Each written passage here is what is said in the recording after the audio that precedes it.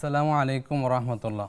আলহামদুলিল্লাহ ওয়াসসালাতু ওয়াসসালামু আলা রাসূলিল্লাহ ওয়া আলা আলিহি ওয়া সাহবিহি ওয়া ওয়ালা। আম্মা বাদ। দেশে অথবা বিদেশে, অফলাইনে অথবা অনলাইনে যেখান থেকে উপভোগ করছেন আপনাদের প্রিয় চ্যানেল নেক্সাস টেলিভিশনের নিয়মিত আয়োজন বেকমেস বিস্কিটস নিবেদিত ইসলামের জীবন বিধান, সবাইকে স্বাগত জানাচ্ছি। আমি ডাক্তার জুবাইর আল মাহমুদ। আমাদের সাথে আজকের পর্বে অতিথি হিসেবে আছেন বর্ষিয়ান আলেমে দ্বীন, বিশিষ্ট ইসলামী চিন্তাবিদ, গবেষক ও লেখক প্রফেসর ডক্টর হাফিজ এবিএম হিজবুল্লাহ হাফিজাহুল্লাহ। আসসালামু আলাইকুম রহমতুল্লাহ। ওয়ালাইকুম আসসালাম রহমতুল্লাহ বারাকাতুহু। শাইখ, আপনাকে স্বাগত জানাচ্ছি আমাদের এই অনুষ্ঠানে। আমি আপনাদের সবাইকে মুবারকবাদ জানাচ্ছি। জাযাকাল্লাহু খায়রান। প্রিয় দর্শক, আপনারাও সংযুক্ত হতে পারেন আমাদের সাথে টেলিভিশন স্ক্রিনে প্রদর্শিত নম্বরটিতে ফোন কলের মাধ্যমে। পাশাপাশি কমেন্ট করতে পারেন নেক্সাস টেলিভিশন ইসলামিক ফেসবুক পেজের এই লাইভটিতে। পাশাপাশি আমাদের আগের এবং বর্তমান সব পর্বগুলি একসাথে দেখতে সাবস্ক্রাইব করুন আমাদের YouTube channel Nexus television Islamic. প্রিয় দর্শক, আজকে আমরা অত্যন্ত গুরুত্বপূর্ণ একটি বিষয় নিয়ে আলোচনা করব, আর তা হলো শিক্ষকের মর্যাদা। একটি জাতি, উন্নত জাতি, শিক্ষিত জাতি গড়তে অন্যতম গুরুত্বপূর্ণ ভূমিকা পালন করেন শিক্ষক। আর কোরআন এবং সুন্নাতে শিক্ষকের অনেক মর্যাদার কথা বলা হয়েছে। আর রাসূলুল্লাহ সাল্লাল্লাহু আলাইহি ওয়াসাল্লাম নিজেই তো বলেছেন, ওয়া ইন্নামা বুইসতু মুআল্লিমা, অর্থাৎ আমি তোমাদের জন্য শিক্ষক হিসেবে প্রেরিত হয়েছি। রাসূলুল্লাহ সাল্লাল্লাহু আলাইহি ওয়াসাল্লাম আমাদের জন্য কোরআন এবং সুন্নাহ শিক্ষা দিয়ে গিয়েছেন। আর এই সম্পর্কে আমরা শাইখের কাছ থেকে আরো বিস্তারিত জানবো ইনশাআল্লাহ। শাইখ, আজকে আমাদের আলোচনার বিষয় শিক্ষকের মর্যাদা। আর আপনি একটা প্রতিষ্ঠানে অনেক বছর ছিলেন, পাশাপাশি অনেক শিক্ষার্থী আপনার মাধ্যমে বের হয়েছে। আপনি যদি এই সম্পর্কে আমাদের বিস্তারিত জানাতেন। জি, আলহামদুলিল্লাহ ওয়াসসালাতু ওয়াসসালামু আলা রাসূলিল্লাহ ওয়া আলা আলিহি ওয়া আসহাবিহি ওয়া মান ওয়ালা, আম্মা বা'দ। আসলে শিক্ষক মানে হচ্ছে জাতি গড়ার কারিগর, যাদের হাত ধরে সমাজে ভালো মানুষ তৈরি হয়। আর এই শিক্ষকরাই হচ্ছেন মেধা বিকাশের অন্যতম একটি প্রক্রিয়ায় থাকেন। আল্লাহ রাব্বুল আলামিন নিজেও কিন্তু একজন শিক্ষক। জি, কোরআনে কারীমে আল্লাহ বলছেন, ওয়া আল্লামা আদমাল আসমাআ কুল্লাহা। আর তারই আমরা প্রতিনিধিত্ব করছি। যেমন হাদিসের মধ্যে নবীজি সাল্লাল্লাহু আলাইহি ওয়াসাল্লাম ইরশাদ করেছেন, ইন্নামা বুইসতু মুআল্লিমা, জি, আমাকে শিক্ষক হিসেবে প্রেরণ করা হয়েছে। তার আরো 4টি দায়িত্বের মধ্যে এটাও কিন্তু একটা ছিল, এক আয়াতে বর্ণনা হয়েছে, ওই আল্লিমুহুমুল কিতাবা ওয়াল হিকমা। তিনি তাদেরকে কিতাব, লেখাপড়া এবং হিকমা, জ্ঞান গরিমা, জ্ঞান বিজ্ঞান শেখাবেন। তাহলে আমাদের নবীজি সাল্লাল্লাহু আলাইহি ওয়াসাল্লাম তিনিও ছিলেন একজন শিক্ষক। ইমাম বুখারী রাহিমাহুল্লাহ একটি হাদিস বর্ণনা করেছেন হযরত ওসমান রাদিয়াল্লাহু তাআলা আনহুর মাধ্যমে। সেখানেও দেখা যায় শিক্ষকের মর্যাদা সম্পর্কে বলা হয়েছে, খায়রুকুম মান তাআল্লামাল কুরআন ওয়া আল্লামা। তোমাদের সর্বোত্তম ব্যক্তি হচ্ছে যে নিজেও শিখে অন্যকেও শেখায়। কিন্তু এই সকল ফজিলত অর্জনের পিছনে কিন্তু শিক্ষকের ইখলাস থাকতে হবে। ইখলাস না হলে সম্ভব না, এই মর্যাদা পাওয়া যাবে না। কারণ নবীজি সাল্লাল্লাহু আলাইহি ওয়াসাল্লাম হাদিসে ইরশাদ করেছেন, ইন্নামাল আমালু বিন্নিয়াত। এখন আমরা বললাম যে আল্লাহ নিজেও একজন মুআল্লিম, আল্লাহ রাসূল সাল্লাল্লাহু আলাইহি ওয়াসাল্লাম তিনিও মুআল্লিম। এখন পরবর্তী প্রজন্ম যারা আসছে সবাই মুআল্লিম হিসাবে অনেকে দায়িত্ব পালন করছেন। এখন এই মুআল্লিমের ক্ষেত্রে 2টা ধারা আছে। একটা ধারা হচ্ছে মুআল্লিম যারা শিক্ষক তার ছাত্রদেরকে আল্লাহর সাথে সম্পর্ক গড়ে দেয়, এইবার একটা শিক্ষক। আরেকটা ধারা আছে, তারা বৈষয়িক জ্ঞান গরিমায় অনেক উন্নতি অর্জন করছে, কিন্তু আল্লাহর সাথে তাদের কোনো সম্পর্ক নেই। তাহলে সেই শিক্ষককে আপনি কি বলবেন? তারাও কিন্তু মানুষকে শিক্ষা দিচ্ছে। তো আমাদের আলোচনার বিষয়ে আমি যেটা স্পষ্টভাবে উল্লেখ করব, এটা হচ্ছে সেই শিক্ষকদের মর্যাদার কথা আমরা বলছি, যে শিক্ষক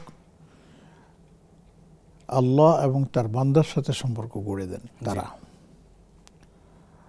যদি সেইভাবে গড়ানো হয় তাহলে এই শিক্ষকের মর্যাদা দুনিয়াতে যেমন অনেক বেশি, আখিরাতে অনেক বেশি। এই যে শিক্ষক একজন মানুষকে কালেমা শেখাচ্ছেন, তাওহীদ শেখাচ্ছেন, রিসালাত শেখাচ্ছেন, আখিরাতের কথা বোঝাচ্ছেন, তিনি যে এই যে তাকে পরবর্তী জীবনের সাথে একটা সম্পর্ক গড়ে দিচ্ছেন, এটা চারটিখানি কথা না। দেখেন, এই যে আজকের কথাই বলি, বৃষ্টি হচ্ছে শহরের বিভিন্ন প্রান্তে, কোথাও হচ্ছে কোথাও শুকনা একদম। তো এটা একটা বৈষম্য না? জি। কোথাও বৃষ্টি হবে, কোথাও হবে না, তা হবে না, তা হবে না, দেখি মিছিল করেন, পারেন নাকি কিছু করতে? সম্ভব না, সম্ভব না।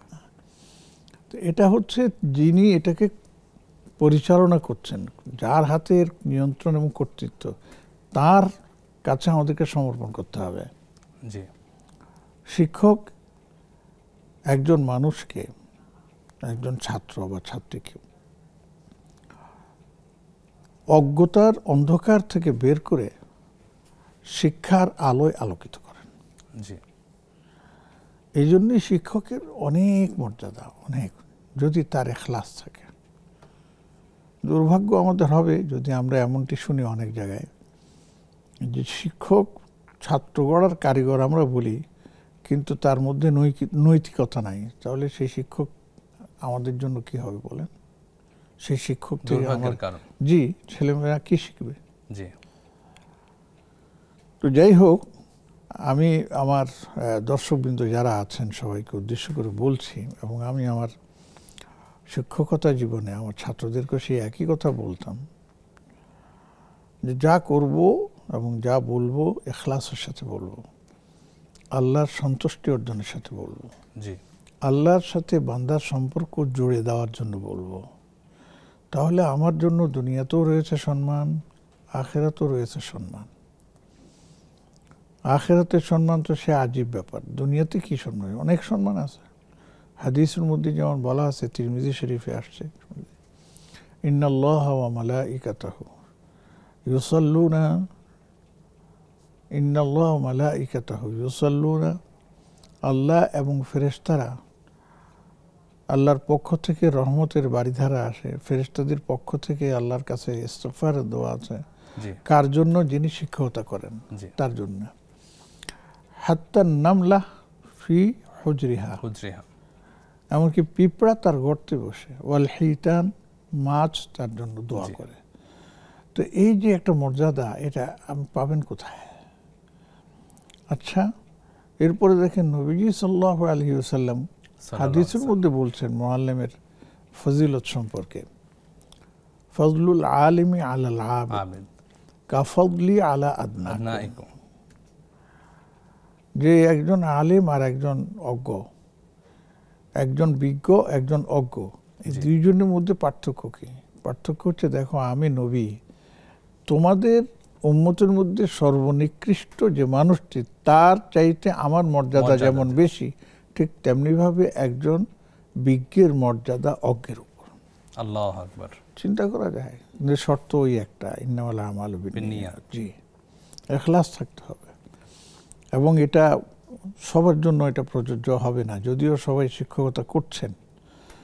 এটা প্রযোজ্য হবে যারা আল্লাহতে বিশ্বাসী, আখিরাতে বিশ্বাসী, রিসালাতে বিশ্বাসী, জান্নাত, কবর এবং জাহান্নামে এগুলিতে বিশ্বাসী, এবং সেইগুলোকে সামনে রেখেই তারা মানুষকে গড়ে তোলেন, তাহলে তারাই হচ্ছেন একজন সম্মানিত শিক্ষক। সেটা আমরা আরো শুনবো ইনশাআল্লাহ। একটা প্রশ্ন নিচ্ছি। জি, আসসালামু আলাইকুম। ওয়ালাইকুম আসসালাম। আমি মিরপুর থেকে সায়লা বলছি। জি বোন, বলুন।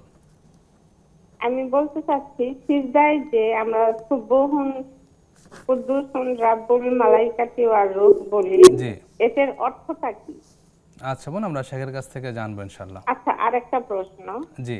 এটা আমি একজনের কাছে, আমার এক আত্মীয়র কাছে শুনেছি, এক হুজুর, উনি তাবিজ দেয় না, কোনো কবজ দেয় না, ঝাড়ফুঁক দেয় না। জি ওনার সামনে যা বসলে জি ওনার যে তাবিজ করছে তার ছবিটা চলে আসে আচ্ছা এবং বলে দেয় যে কে কি করছে। এখানে যাওয়া কি জায়েজ আছে এরকম হুজুরের কাছে? আচ্ছা বোন, দুইটাই বিষয় ইনশাআল্লাহ শেখের কাছ থেকে জানবো। অসংখ্য ধন্যবাদ আপনাকে। জি শেখ, আমরা আলোচনায় ফিরছি। জি, এখন শিক্ষকদের প্রশ্ন মর্যাদা নিয়ে জি বলছি। এখন প্রশ্ন হলো, তো যারা অমুসলিম, যারা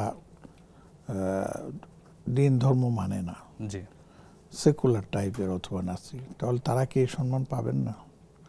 দেখুন, তারাও কিন্তু পৃথিবীর বৈষয়িক সমাজে তারাও সম্মানিত, সন্দেহ জি। নেই। কিন্তু আমরা যেই সম্মানের কথা বলছি এটা হচ্ছে দুনিয়া আখিরাত কেন্দ্রিক, আমরা শুধু পৃথিবীকে নিয়ে আলোচনা করছি না। সেই জন্যই আমরা ওই কথাটা বলছি। তারাও সম্মানিত, তারা পৃথিবীকে অনেক কিছুই দিচ্ছেন, জি কিন্তু মজার ব্যাপার হলো তারা অনেক কিছুই দিচ্ছেন কিন্তু তারা তার স্রষ্টাকে চিনতে পারতেছেন না, এটাই বুঝে আসে না। ইমান থেকে দূরে থাকছে। ইমান থেকে দূরে থাকছে এবং ইমান কি জিনিস এরা বুঝতেও চেষ্টা করছেন না। জি অথচ তারা মানুষের খুলির ভিতর কি আছে, কতগুলো কোষ আছে, তারপরে কত বিলিয়ন কোষ আছে, এগুলি সব তারা দেখছেন। জি তারা গবেষণা করে সেগুলি বের করে নিয়ে আসছেন। মানুষের কঙ্কালের হাড্ডিসার যে সমস্ত ইগুলো আছে, এগুলি সব কিছু তারা দেখতেছেন, বুঝতেছেন, যেমন ডাক্তার সাহেবরা এগুলি করেন। কিন্তু তারা কি এর মাধ্যমে আল্লাহকে চিনতে পারেন না? আল্লাহর বান্দা হতে পারেন না? সেই হিসেবে কি তারা শিক্ষক হতে পারেন না? তাহলে তো তারা পৃথিবীও পেতেন, আখিরাতও পেতেন। এটি হচ্ছে দুই জাহানে সম্মানিত হতেন। তো শিক্ষক মানে পৃথিবীতে সম্মানিত, এতে কোনো সন্দেহ নেই। কিন্তু আখিরাতে সম্মান পেতে হলে আপনাকে ঈমানদার হতে হবে, আপনাকে তাওহীদবাদী হতে হবে। তাহলে আপনি দুনিয়াতে যেমন সম্মানিত হবেন, আখিরাতেও ঠিক তেমনি সম্মানিত হবেন। তো হবেন আরো উঁচু স্থানে, মাকামে আপনি যেতে পারবেন ইনশাআল্লাহ। আল্লাহ সুবহানাহু ওয়া তাআলা আমাদের তৌফিক দান করুন। আরেকজন দর্শক আছেন, সংযুক্ত করছি। আসসালামু আলাইকুম। আসসালামু আলাইকুম ওয়া রাহমাতুল্লাহ। ওয়া আলাইকুম আসসালাম ওয়া রাহমাতুল্লাহি ওয়া আব্দুল বারাকাতুহু। জব্বার বলছিলাম পাবনা থেকে। হুজুর ভালো আছেন? জি আলহামদুলিল্লাহ ভালো আছি, আপনি কেমন আছেন? আপনাদের দুজনকে ধন্যবাদ। শায়েখ সহ আপনাকে। আমার দুটি প্রশ্ন। জি একটা প্রশ্ন অল্প একটু সময় শুনলেন, শায়েখ বললেন শিক্ষকের বিষয়ে। জি এটি আমার প্রথম প্রশ্ন, যে আমি বলতে চাচ্ছিলাম যে একটা আমি ভালো স্টুডেন্ট, জি কিন্তু আমার মেধা আছে, কিন্তু আমি ভালো স্কুলে ভর্তি হতে পারলাম, আচ্ছা বাট একজন ভালো শিক্ষক, আমার মেধা কম। এই দুটোর সময় না হলে একটা ছাত্র জন্য কি হতে পারে আর শিক্ষকের জন্য কি হতে পারে? আমার কথা বুঝতে পারছেন? জি জি জি আর দুই নম্বর প্রশ্ন হচ্ছে, আমাকে মাফ করবেন হুজুর, এর আগে আমি আমার স্ত্রী নিয়ে অনেক প্রশ্ন করেছি, আজকে করলাম এই কারণে, মিডিয়াতেও আমাকে নিষেধ করছে, তা আজকে এই কারণে করলাম। গত বছর এই মাসের 13 তারিখে দিবাগত রাত্রে, যেমন সেপ্টেম্বর মাস, রাত 9টায় মারা গেছে। আমি সাইকেল থেকে জানতে চাচ্ছি, আজ রাতে তো আমার স্ত্রী মারা গেছে, জি তাহলে আমি কি আমলগুলি করলে আমার স্ত্রী, আমি সবসময় দোয়া করি তার জন্য, কি নাজাত পাবে, তার জন্য কি ভালো হবে, কি করতে পারি? আসসালামু আলাইকুম। ওয়ালাইকুম আসসালাম রহমতুল্লাহ। আমরা আল্লাহ সুবহানাহু ওয়া তাআলার নিকট দোয়া করছি, আল্লাহ সুবহানাহু ওয়া তাআলা আপনার স্ত্রীকে ক্ষমা করুন এবং জান্নাতে দাখিল করুন। আমরা শাইখের কাছ থেকে এই বিষয়ে আরও বিস্তারিত জানবো ইনশাআল্লাহ। প্রিয় দর্শক, উপভোগ করছেন বেকমেস বিস্কিটস নিবেদিত ইসলামী জীবন বিধান। সময় হলো প্রথম বিরতিতে যাবার, ফিরছি কিছুক্ষণ পর, আমাদের সাথেই থাকুন।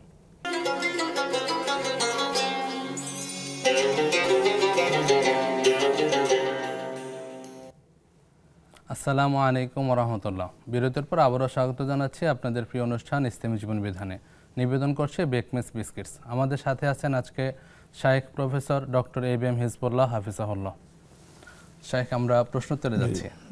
মিরপুর থেকে আমাদের বোন দুটি প্রশ্ন করেছিলেন। ওনার প্রথম প্রশ্ন ছিল, আমরা রুকু এবং সাজদাতে যে দোয়াটা করে থাকি বা জিকির করে থাকি, সুবহান কুদ্দুসুন রব্বুল মালাইকাতু রূহ, এর তাসবিহটার অর্থটা কি? আসলে রুকুতে তো আমরা সুবহান রাব্বিয়াল আযীম বলি, আর সিজদায় সুবহান রাব্বিয়াল আলা বলি। হ্যাঁ, এর পাশাপাশি কেউ সুবহান কুদ্দুস রব্বুল মালাইকাতু রূহ বলতে পারে, জি সেটা বাধা নেই। তো সুবহান মানে হচ্ছে যিনি সবচাইতে বেশি পবিত্র,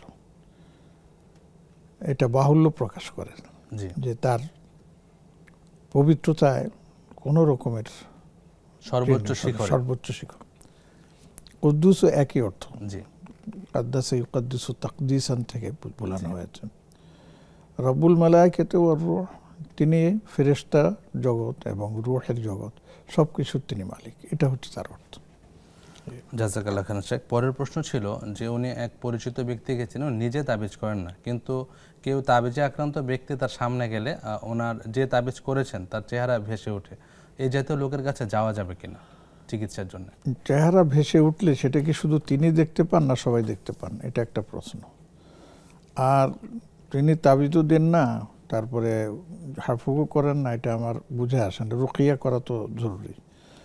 আর তিনি এটা কিভাবে করতে পারতেছেন সেটা যেহেতু আমার কাছে বোধগম্য নয়, কাজে আমি বলবো যে সেখানে না যাওয়াটাই উত্তম, তাদের কাছে না যাওয়াটাই উত্তম। কেননা সেখানে গেলে তখন তার প্রতি আলাদা একটা এই অনুভূতি সৃষ্টি হবে, তিনি মুক্ত নিজে হবে। এটা আমাদের ঈমানের জন্য এবং দ্বীনের জন্য ক্ষতিকর, এই জন্য না যাওয়াটাই উত্তম মনে করি।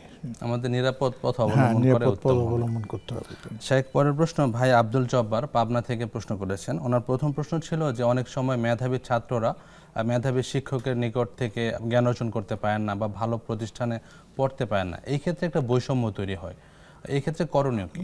আসলে এটা না পারাটা তার ইচ্ছাধীন নয়, নিশ্চয়ই সিস্টেমেটিকের কারণে যেতে পারছেন না। যেমন সবাই আছে, সব বিশ্ববিদ্যালয়ে ভর্তি পরীক্ষা আছে, কলেজগুলোতে ভর্তির ব্যবস্থা আছে।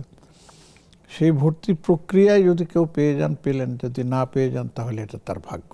এখানে আমাদের মানে তাকে সেখানে মানে ঢুকানোর আমাদের কোনো প্রক্রিয়া নাই। এই জন্য প্রাইভেট এর নাম কি কলেজগুলোতে বা ইউনিভার্সিটিগুলোতে ওখানে খরচ টরচ অনেক বেশি, কিন্তু সেখানে তারা এই জাতীয় ছাত্রদেরকেও ভর্তির সুযোগ দেন। তো এই ক্ষেত্রে এটা ছাড়া আর বিকল্প কোনো কিছু দেখছি না। আমি আমার নিজের অভিজ্ঞতা থেকেও বলি, দেখা গেছে ভর্তি পরীক্ষায় অনেক মেধাবী ছাত্র উঠে আসতে পারেনি, আবার ঘটনাচক্রে দেখা গেছে কম মেধাবী কিন্তু সে চান্স পেয়ে গেছে। তো এখানে তো আমরা এটা বলতে পারবো না যে অমুক মেধাবী সে আসলো না, আর এ কম মেধাবী সে কীভাবে আসলো। খাতা কলমে যেভাবে দেখা গেছে সেভাবে। হ্যাঁ, এখানে যদি কেউ বৈষম্য করে সেটা তার দায়িত্ব, সেটার মধ্যে আমরা কোনো মন্তব্য করতে রাজি না। ঠিক আছে, এরপরেও তো ওই ছাত্র তার বসে থাকতে পারবে না। না, ছাত্র তো বসে থাকবে না, করণীয় সে তো করবে। একবার দুবার তিনবার চেষ্টা করেই যেতে হবে তাকে। দেখা গেছে অনেক সময় কম মেধাবী ছাত্ররা কম পরিচিত স্কুল কলেজের মধ্যে ভর্তি হয়ে ভালো রেজাল্ট করতেছে। আমরা এবারও বিসিএস পরীক্ষা বাড়িতে আমরা দেখেছি যে অখ্যাত কলেজ থেকে ভালো রেজাল্ট করে বিসিএসে চলে গেছে। এটা হতে পারে, এটা অসম্ভব কিছু নেই। জাযাকাল্লাহ শেখ। পরের প্রশ্নে যাব, দর্শক আছেন, যুক্ত করছি। আসসালামু আলাইকুম। আসসালামু আলাইকুম। ওয়ালাইকুম আসসালাম ওয়া রাহমাতুল্লাহ। জি, আমি সার্ভিসে জানতে চাচ্ছিলাম যে আমি প্রতিদিন 3000 বার আস্তাগফিরুল্লাহ পড়ার চেষ্টা করি। 3000 বার? জি, 3100 250 এরকম হয়। জি, তো এটা আমি কি ঠিক করতেছি কিনা, আমার ঠিক হচ্ছে কিনা আমার জন্য। আচ্ছা, জাস্ট মাগরিবের আগে শেষ করি। আচ্ছা আচ্ছা, বিষয়টি জানবো ইনশাআল্লাহ। অসংখ্য ধন্যবাদ আপনাকে। আরেকজন দর্শক আছেন। আসসালামু আলাইকুম। ওয়ালাইকুম সালাম ওয়া রাহমাতুল্লাহ। জি, পরিচয় দিয়ে প্রশ্নটি করুন। জি, দুটো কোয়েশ্চেন আছে। আমার ফার্স্ট কোয়েশ্চেন যে একজন মানে আমরা জানি যে আল্লাহ রাব্বুল আলামিন যতক্ষণ না চাইবেন ততক্ষণ কোনো কিছু সংগঠিত হয় না বা কোনো কাজ সম্পন্ন হয় না। তো একজন আছেন যিনি খুব ভালো মানুষ, পরেশদার, কিন্তু উনি বেকার, অনেক চেষ্টা করছেন কাজের জন্য কিন্তু এত ট্রাই করেও কিছু হচ্ছে না, হলেও মানে সেই কাজটা দু একদিন বহাল থাকছে তারপরে আবার নাই। আচ্ছা, তা এখন সে কি করবে? রাব্বুল আলামিনের উপর নির্ভর করে কি কাজ খোঁজা বন্ধ করে চুপচাপ থাকবে, নাকি সে আগের মতো কাজের জন্য ট্রাই করে যাবে? জীবন, বুঝতে পেরেছি। পরের প্রশ্ন। হ্যাঁ, আর আরেকটা কোয়েশ্চেন হচ্ছে যে আমি 5 ওয়াক্ত সালাতে আদায় করি, এছাড়াও নফল নামাজ যেগুলো আছে সেগুলো চেষ্টা করি আদায় করার। এখন আমার কোয়েশ্চেন হচ্ছে যে কিছু কিছু শায়েখ মানে কোন শায়েখ বলেন যে নিজের জন্য শুধু হাত তুলে দোয়া করা যায়, অন্য কোনো ব্যক্তির জন্য করা যায় না। আচ্ছা, মানে নিজের জন্য চাওয়া হলে পারে হাত তুলে দোয়া করা যায়। এখন আমার প্রশ্ন হচ্ছে যে আমি যে সালাত আদায় করি, এই সালাতের মধ্যে ফরজ নামাজ শেষ করে বা সুন্নাত নামাজ সালাম ফেরানোর পর শেষ করে তারপরে আমি সুন্নাত নামাজটা ধরি, মাঝখানে কোনো মোনাজাত করি না। একদম নামাজ শেষ করে নিজের জন্য যদি কিছু চাওয়ার থাকে এবং আমার মৃত পিতামাতা এবং হাজবেন্ডের জন্য দুহাত তুলে আমি চাই।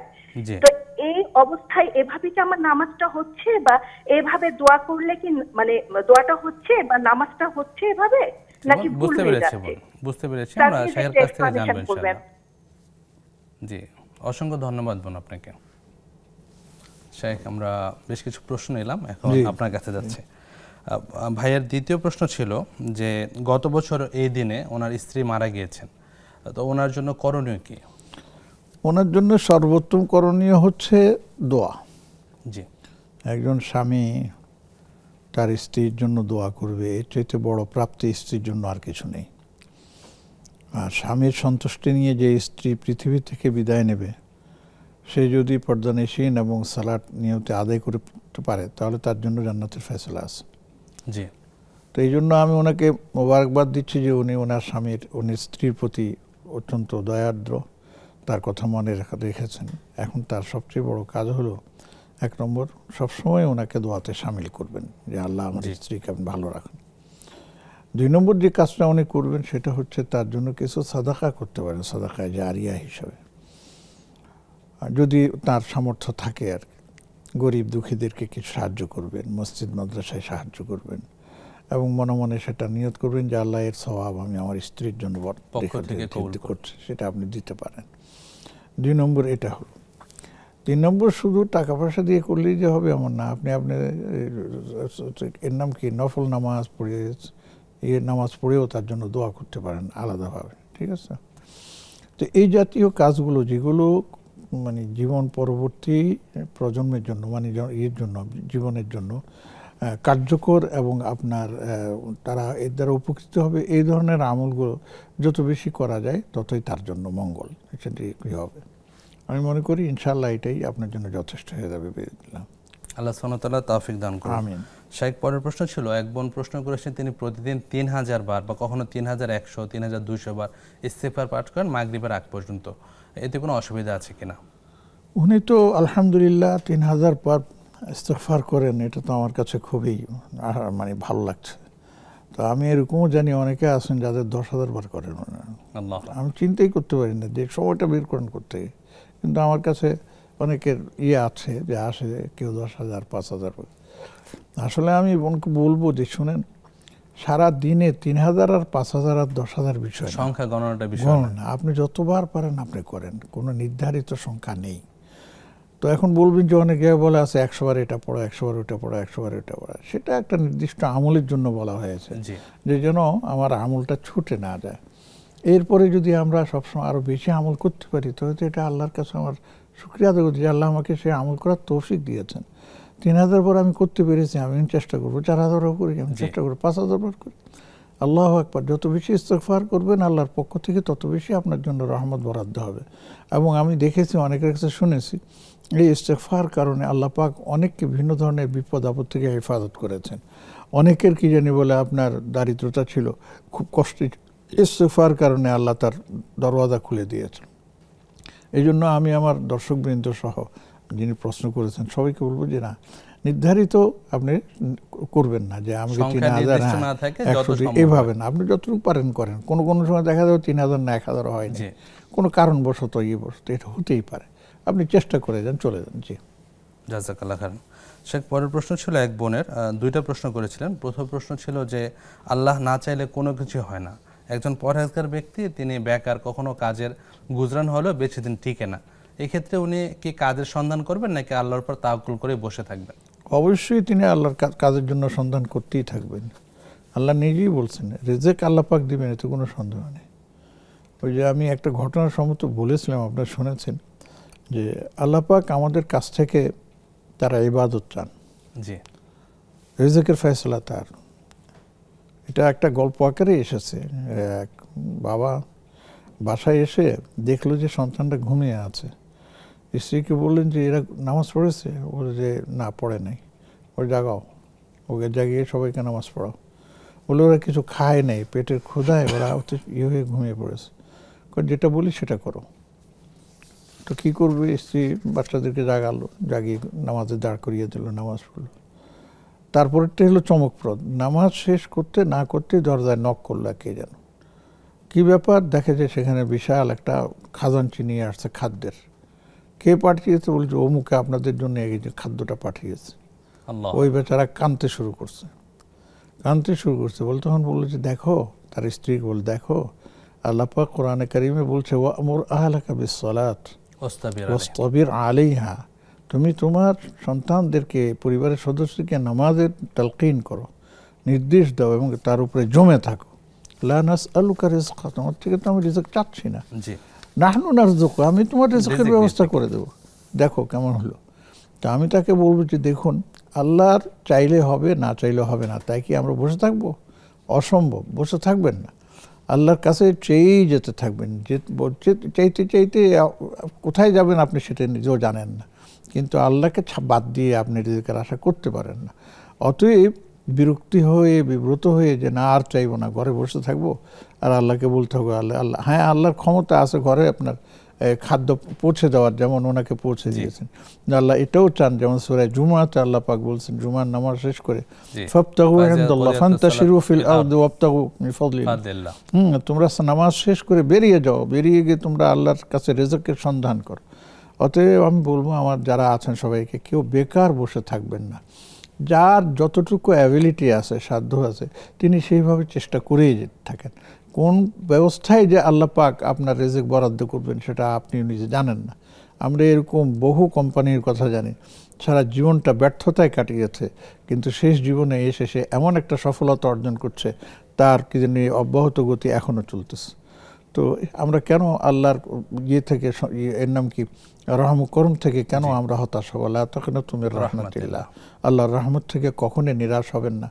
আল্লাহকে বলতে থাকুন কায়েম অনুবাক্যে, নামাজের সময় নামাজ পড়ুন, আল্লাহকে বলুন, কাজের সময় কাজের সন্ধান করুন, ছোট কাজ হলেও শুরু করুন, আল্লাহ তার মধ্যেও বরকত দিয়ে দিতে পারেন ইনশাআল্লাহ। বসে থাকা যাবে না যে আমার এই কাজ, আমাদের করণীয়টা, জি আমাদের করণীয়টা। জাযাকাল্লাহ খাইরান। শেখ, একজন দর্শক আছেন, প্রশ্ন নিচ্ছি। জি, আসসালামু আলাইকুম। আসসালামু রাহমাতুল্লাহি ওয়া বারাকাতুহু। জি বোন, পরিচয় দিয়ে প্রশ্নটি করুন। আমার নাম সুলতানা বেগম, আমি চট্টগ্রাম থেকে বলছি। আমার দুইটা প্রশ্ন। জি, দুইটা প্রশ্ন। একটা প্রশ্ন হলো হুজুর, আমি একটা সমুতি করছি আর কি, সমুতির মধ্যে মাঝে মাঝে আমার বছরের মধ্যে ওই 200-500 এরকম টাকা লাভ দিছে, বুঝছেন? এখন ওই টাকাটা আমি কি খাওয়া জায়েজ হবে? তারপর আরেকটা কথা হচ্ছে, আমি অনেক সময় ফজরের নামাজ পড়তে দোয়া কালাম পড়তে পড়তে হয়তো নামাজের টাইম শেষ হয়ে যায়, তখন যে আমি ওই মুনাজাতটা করি, তা মুনাজাতটা কি আমার নামাজ সম্পূর্ণ হবে নাকি নামাজের টাইম পার হয়ে যাওয়া আছে আমার, যেটা মুনাজাত নামাজটা হবে না? আর একটা হলো হুজুর, আমি ওই এই যে ওযু ছাড়া কি তাসবিহ জপা যাবে? আচ্ছা বোন, সবগুলো বিষয় আমরা জানবো ইনশাআল্লাহ বিরতির পর। আমাদের সাথেই থাকুন। প্রিয় দর্শক, উপভোগ করছেন বেকমেস বিস্কিট নিবেদিত ইসলামী জীবন বিধান। সময় হলো আরেকটি বিরতিতে যাবার, ফিরছি কিছুক্ষণ পর, আমাদের সাথেই থাকুন।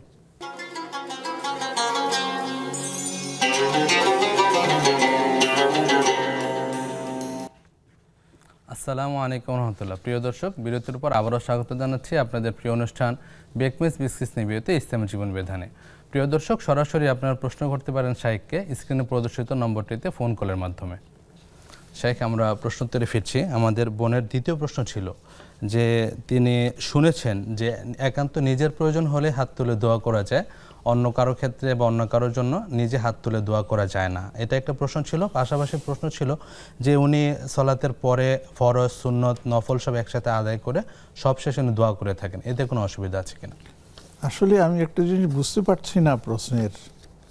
তিনি বলতেছেন যে আমি নিজের ছাড়া অন্য কারোর জন্য দোয়া করতে পারবো না, এটা কোথায় পেয়েছেন, কার কাছ থেকে শুনেছেন? আমি অবাক হলাম, এরকম তথ্য থেকে দেওয়ার কথা। আল্লাহ পাক কি বলেছেন দেখুন, রব্বিগফিরলি ওয়ালিদাইয়া, আল্লাহ আমাকে দেন, আমার বাবা মাকে দেন, ওয়ালিল মুমিনিনা, সকল মুমিন জাতিকে দেন। আল্লাহ রাসূল সাল্লাল্লাহু আলাইহি ওয়াসাল্লাম বলেছেন যে তুমি যত মুমিন জাতি, মুমিনার জন্য দোয়া করবে, সেই সংখ্যা অনুপাতে তোমাকে সওয়াব দেওয়া হবে। তাহলে কি বলছেন আল্লাহ পাক? রব্বিরহামহুমা কামা রাব্বায়ানি সগীরা, পিতামাতার জন্য দোয়া করা লাগবে না? জি। তো এগুলি যখন তারা শুনে কিভাবে বিশ্বাস করেন আমার এটা বুঝে আসে না। আমি ওনাকে মোবারকবাদ জানাচ্ছি, ধন্যবাদ জানাচ্ছি, উনি আমাদের কাছে এই প্রশ্ন করেছেন। এর মাধ্যমে আমাদের অনেক ভাই বোন এর থেকে বেরিয়ে আসবেন। মোহতারাম, যে কোনো মানুষের জন্য দোয়া করা যায়, এমনকি অমুসলিমের জন্য দোয়া করা যায়। আল্লাহ অমুক লোকটা ভালো, তার, হ্যাঁ সেটাই বলছি, তাকে আপনি হেদায়েত দেন। আল্লাহ রসুল দোয়া করেন না, আল্লাহুম্মা হদি কওমি ফাইন্নাহুম লা ইয়ালামুন, আল্লাহ আমার কওমকে আপনি হেদায়েত দেন, তারা বুঝতে পারতেছে না। অতএব আমি বলবো যে যে কোনোভাবে যে কোনো মানুষের জন্য দোয়া করা যায়। আপনি স্বামীর জন্য দোয়া করবেন না, সন্তানের জন্য দোয়া করবেন না, পিতামাতার জন্য দোয়া করবেন না, ভাই বোনের জন্য দোয়া করবেন না, এরা যাবে কোথায়? তাহলে এই কথাটা অত্যন্ত গর্হিত যে নিজের জন্য ছাড়া হাত তুলে দোয়া করা যায় না। হাত তোলা ছাড়াও করা যায়, হাত তোলা দিয়েও করা যায়, কোনো অসুবিধা নেই। বরং যত বেশি করবেন আপনি তত বেশি লাভবান হবেন, নিজেই লাভবান হবেন। আর আপনার মাধ্যমে আপনার বাবা মা ভাই বোন স্বামী এরা তো মানে সন্তান এরাও লাভবান হবে। জি জি জি জি। তো কাজে আমি বলবো যে এই ভুল ধারণা থেকে আপনি বেরিয়ে আসুন এবং সবার জন্য দোয়া করুন, যে কোনো সময় দোয়া করুন। জি, আশা করি বোনের বিষয়টি স্পষ্ট হয়েছে। উনি যখন সুযোগ পান ফরজের পরে যে কোনো সময়, ফরজ নফল যে কোনো সময়, এটা ও যেটা বলেছেন যে প্রত্যেক নামাজ শেষ করে একসাথে দোয়া করেন, এটাও আছে।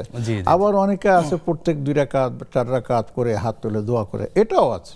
প্রত্যেক নামাজের পরে আপনি ইচ্ছা করলে একা একা তো আপনি দোয়া করতেছেন, হাত তুলেও করতে পারেন, হাত তোলা ছাড়াও আপনি করতে পারেন। এটা জরুরি না যে সব নামাজ শেষ করে একসাথে বসে তারপর দোয়া করবো, এটা জরুরি না।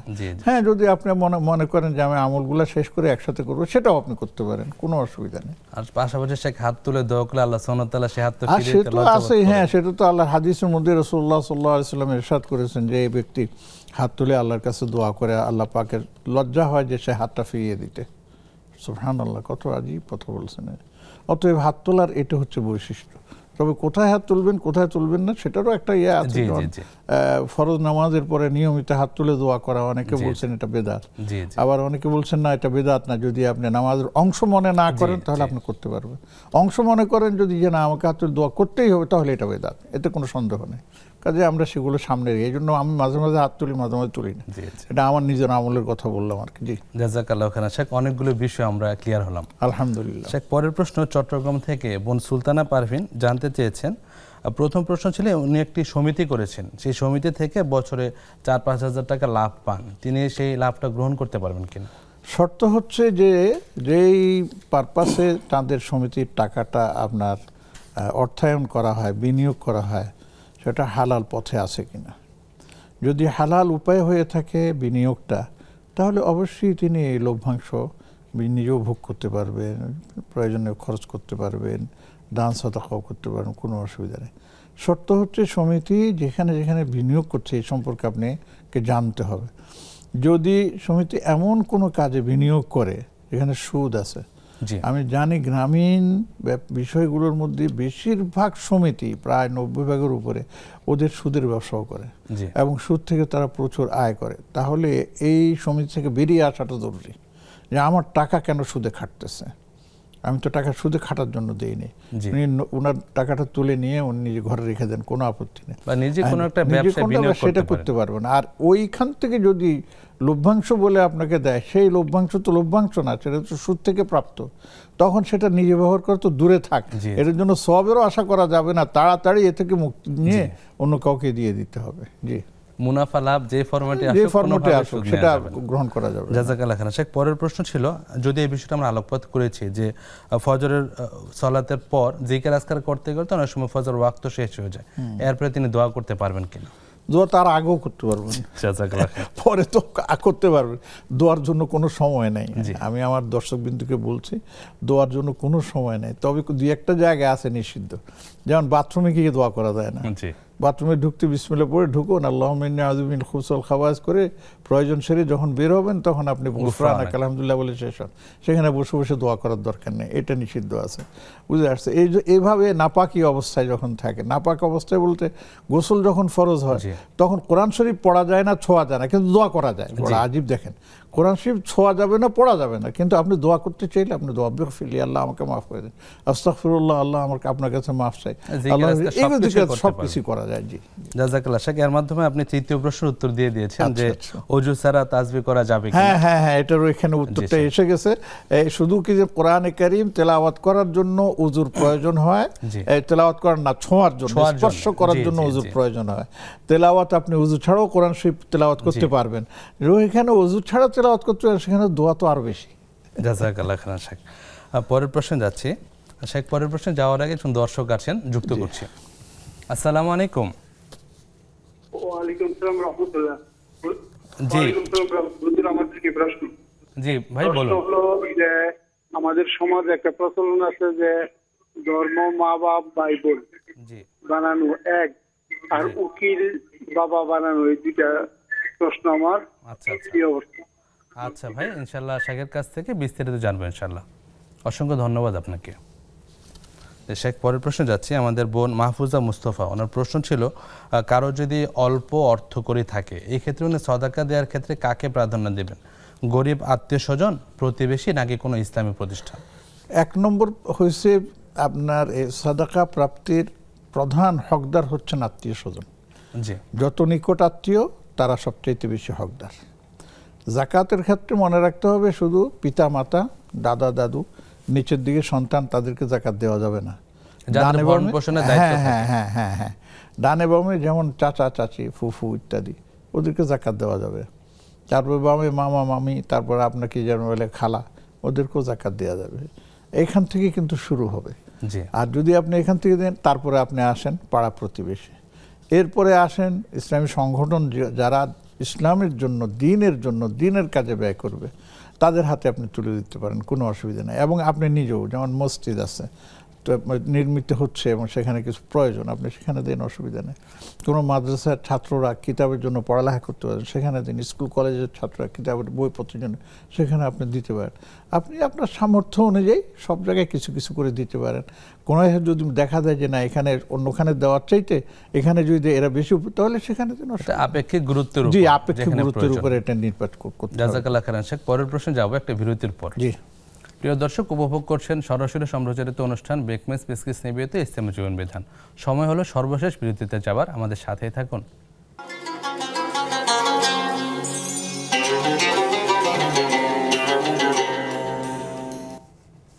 আসসালামু আলাইকুম রহমতুল্লাহ। প্রিয় দর্শক, সর্বশেষ বিরতির পর আবারও স্বাগত জানাচ্ছি আপনাদের প্রিয় অনুষ্ঠান বেকমেস পেশকিস নিবেদিত ইসলামী জীবন বিধানে। আমাদের সাথে আছেন প্রফেসর ডক্টর হাফিজ এবিএম হিজবুল্লাহ হাফিজাহুল্লাহ। শেখ, আমরা পরের প্রশ্নে যাচ্ছি। আমাদের এক ভাইয়ের প্রশ্ন ছিল যে ধর্মের মা বাবা এর কোনো প্রচলন ইসলামে আছে কিনা? ধর্মের মা বাবা বলতে উনি কি বুঝিয়েছেন আমি সেটা নিজেই বুঝতে পারছি না। আসলে এই ধরনের কোনো নিয়ম নীতি আমরা পাইনি এবং এ ধরনের কোনো বিষয় আমাদের জানা নেই। কাজে এটা আসলে জিনিসটা বলতে কি বোঝানো হয়েছে, এটা না বুঝতে পারলে এটার উত্তর সঠিকভাবে দেওয়া সম্ভব না। সমাজে একটা প্রচলন আছে যে অন্য কাউকে ধর্মের ভাই, ধর্মের বোন, ধর্মের মা বাপ বলে না না না, এটা যদি আপনি এইভাবে বলেন, যেমন একটা জিনিস বলি রক্তের সম্পর্ক নেই, না রক্তের সম্পর্ক, তাহলে এইভাবে কোনো মা বাবার নিয়ম করা যাবে না। আচ্ছা, সেটাকে যেমন নাকি আমি বলি, আমাদের দেশে একটা প্রচলন আছে উকিল বাবা। জি জি, এই প্রচলন এসেছিল। আচ্ছা, উকিল বাবাতে সে তো আপন বাবা না, তাহলে তাকে উকিল বাবা বলা মানে কি তিনি ঘটকালি করে একটা সম্পর্ক জুড়ে দিয়েছেন, এতটুকু, এর বেশি কিছু না। তিনি কিন্তু তার ঔরজাত সম্পর্কে তিনি পিতাও হতে পারবেন না এবং সেই পিতার কারণে তিনি সেই মানে বিধিবিধানও পালন করতে বাধ্য নন। ঠিক আছে, সমাজে যে প্রচলনটা দেখা যায়, আচ্ছা এটা আছে, এইগুলো এটা নাই যে একটা আছে যেমন নাকি আপনার এই যে এটাকে বলা হয় পালক পুত্র, পালক কন্যা যারা আছে, এটা ধর্মের হিসাবে সেখানে নেয় না, যে কারো থেকে একটা সন্তান নিয়ে আসলো, তাকে লালন পালন করলো, এটা আছে, কিন্তু এটা শরীয়তের কোনো ভিত্তি নেই। নবীজি সাল্লাল্লাহু আলাইহি ওয়াসাল্লাম এটা ছিল, যায়েদ ইবনে হারেসা, উনি ওনার পালক পুত্র ছিলেন, কিন্তু আল্লাহ পাক পরিষ্কার বলে দিয়েছেন উদউহুম লিআবাইহিম ওয়া আহসাইহিম ওয়া আনাল্লাহ, যে তুমি তাদের পিতামাতাকে নিয়ে ডাকো, আরেকজনকে পিতা বানাবার তোমার অধিকার দিল কে? সেখান থেকে তো সে আসেনি। কাজে এই যে ধর্মের পিতা, ধর্মের মাতা, এই সমস্ত বলে, আসলে এগুলো একটা প্রচলিত কুসংস্কার। এবার আমার বুঝে আসছে এগুলো হচ্ছে একটা কুসংস্কার। হ্যাঁ, আপনি তাকে পিতার মতো সম্মান করতে চান, করেন, কোনো আপত্তি নেই। বড়দের সম্মান করা, ছোটদের স্নেহ করা, এটা তো ইসলামের বিধান। হ্যাঁ, একজন আপনার কি অনেক গরিব ছাত্র আছে, দরিদ্র ছাত্র আছে, ছাত্রী আছে বা মানুষ আছে, একজন ভালো মানুষ তাদের দায়িত্ব নিল, দায়িত্ব নেওয়ার পরে তার ভরণ পোষণ দেখাশোনা করলো, সে তখন বললো যে বাবা আপনাকে আমি ধর্মের পিতা মানে নিলাম না। আপনি বলতে পারেন, কিন্তু তিনি আপনার ধর্মপিতা হিসাবে তিনি পিতা নন, তিনি আপনার অভিভাবক হয়তো হতে পারতেছেন, আপনাকে সহযোগিতা করতে পারছেন, এটা ঠিক আছে, কিন্তু তাকে সেই অবস্থায়তে নিয়ে তাকে একবারে পিতার আসনে বসিয়ে দেওয়া ইসলাম এটা সমর্থন করে না। পাশাপাশি সমাজে উকিল বাবার সাথে পর্দা রক্ষা করা হয় না। না, এটা তো আরো মারাত্মক, এটা তো আরো মারাত্মক। সে উকিল বাবা হয়েছে বলে কি পর্দা থেকে মুক্ত হয়ে গেল? শরীয়ত এটাকে মানে না। জাযাকাল্লাহ খাইরান শেখ, আশা করি এর মাধ্যমে আমাদের সমাজে অনেক কুসংস্কার দূর হবে ইনশাআল্লাহ। শেখ, আরেকজন দর্শক আছেন, একটা প্রশ্ন নিচ্ছি। আসসালামু আলাইকুম। দুঃখিত, সংযোগটি বিচ্ছিন্ন হয়েছে।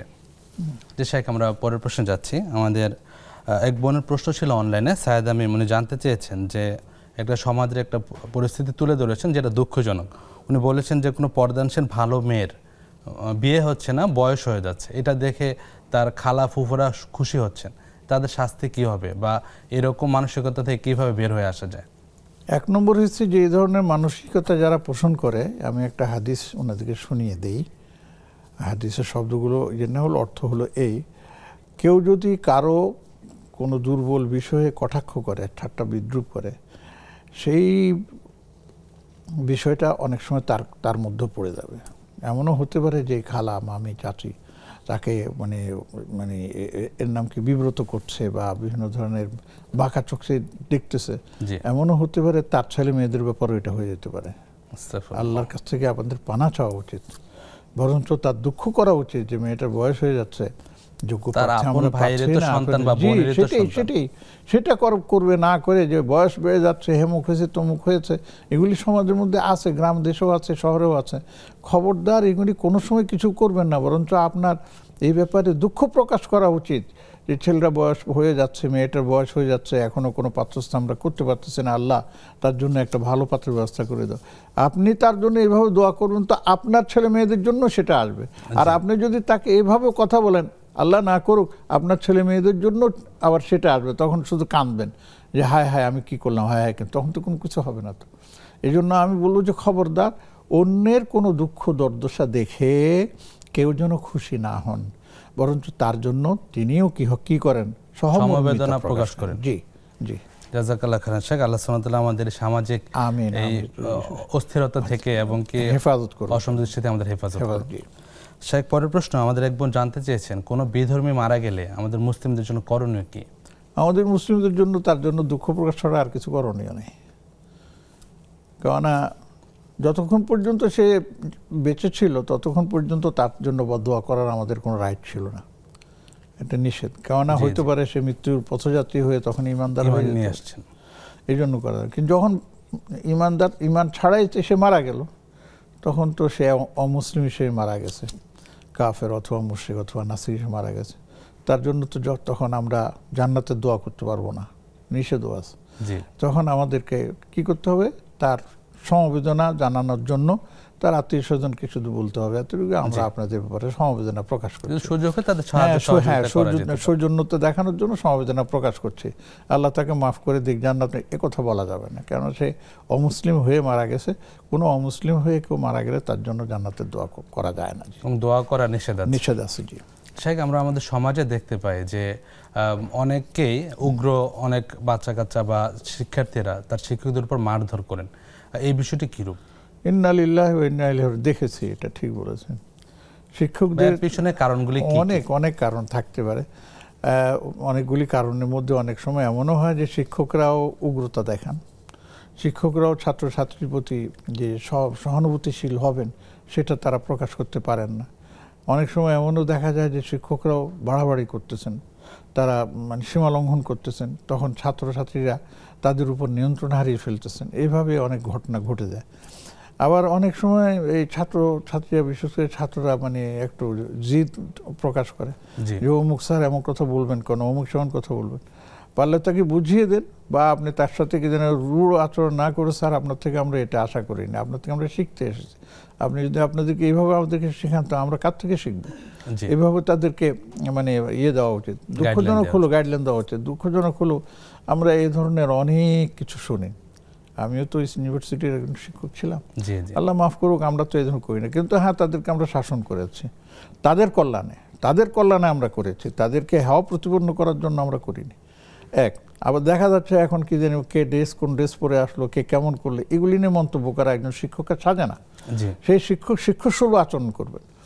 তিনি তার পছন্দ হয় না বলে তিনি যা তা মন্তব্য করবেন, এটা শিক্ষকসুলভ আচরণ নয়, এক্ষেত্রেও আবার অনেক সময় আমাদের ছাত্ররা বাড়াবাড়ি করে ফেলে যে তিনি এটা বলছেন, তিনি এটা বলতে পারেন না, ইত্যাদি ইত্যাদি। তো আপনি যেটা বলছেন আমি বলবো যে শিক্ষক এটা প্রচলিত আছে, মানে আল্লামানি হারফান